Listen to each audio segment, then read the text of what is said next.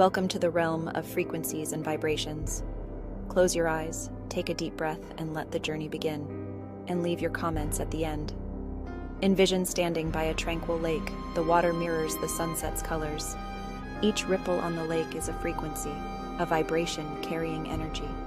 In meditation, we tune into these vibrations, aligning ourselves with frequencies that bring peace and harmony. Choose the music frequency based on the intention of your meditation. Energy attracts like energy. Changing your frequency changes your life events. Here is a brief guide. 174 Hz relieves stress and pain. 285 Hz heals tissues and organs. 396 Hz liberates the listener from fear, guilt, and negative beliefs. 417 Hz facilitates change. 528 Hz, known as the miracle frequency. It's said to help with transformation and DNA repair. 639 Hz reconnects relationships. 741 Hz removes emotional blockages, balances the throat chakra, and removes toxicity from your environment.